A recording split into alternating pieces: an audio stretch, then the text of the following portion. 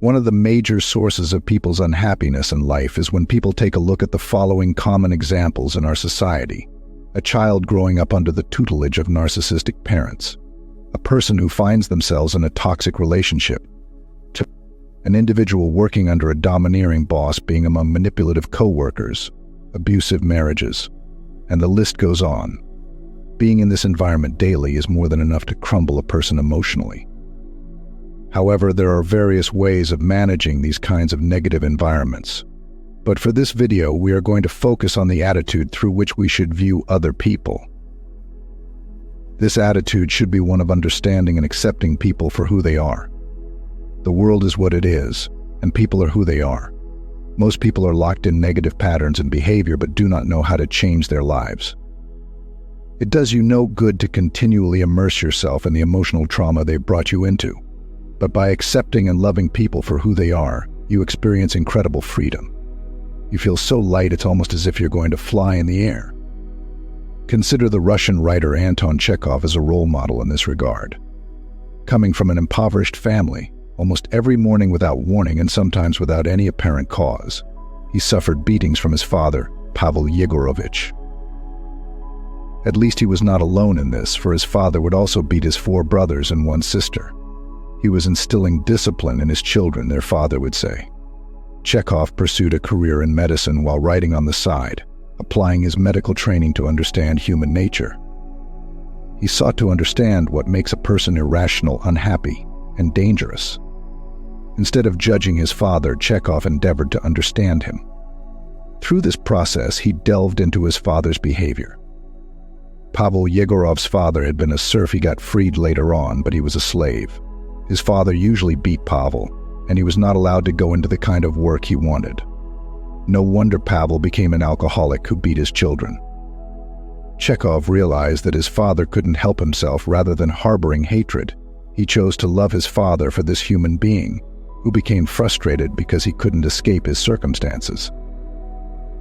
At that moment, Chekhov experienced a total epiphany and transformation. By releasing negative emotions toward people, he found liberation. Accepting and loving people for who they are is an incredibly freeing experience. Through understanding, we can avoid internalizing the pain they inflict upon us. In his stories, Chekhov found immense therapeutic value in immersing himself in his characters and making sense of even the most depraved individuals.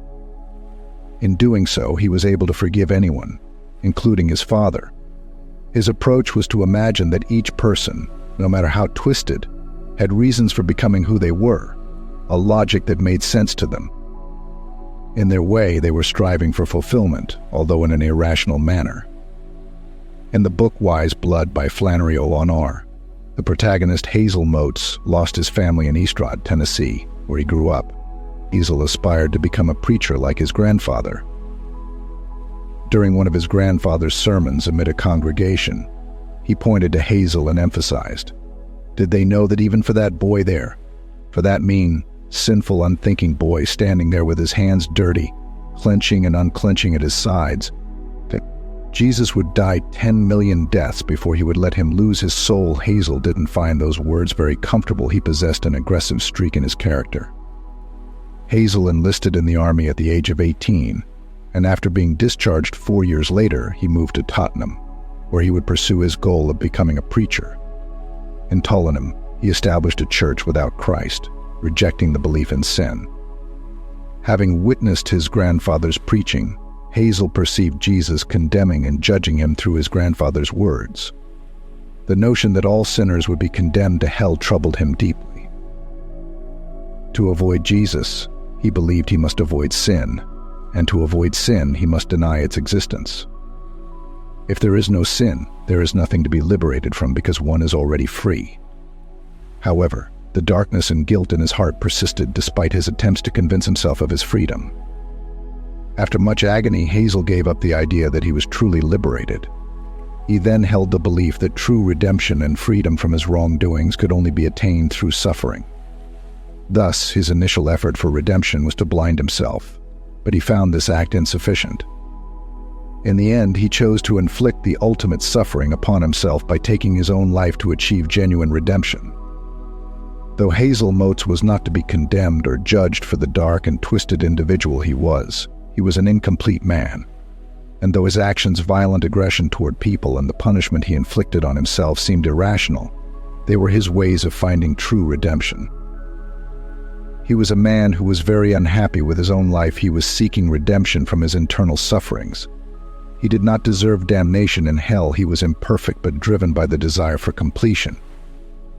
This viewpoint is one we should adopt when it comes to understanding others.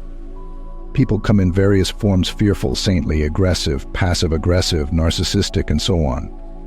Our ability to comprehend and accept them as they are will liberate us from harboring negative emotions toward them.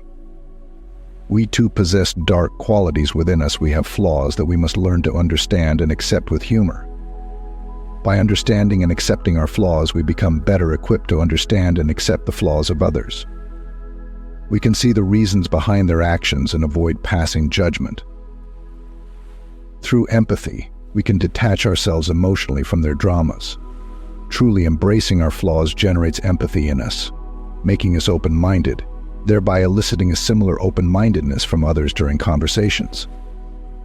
This quality will attract others to us because we do not perceive ourselves as superior, nor do we judge and criticize them. When people say or do something against us, we do not take it personally. They may be reliving deep-rooted pain from their childhood or past experiences, and we may have unknowingly become the target of their envy, anger, or frustration.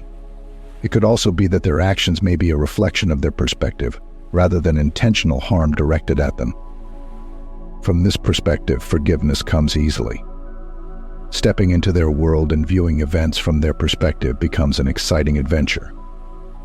People come from diverse backgrounds and cultures, and by seeing events through their eyes, we can dissolve some of their resistance and gently guide them toward our point of view.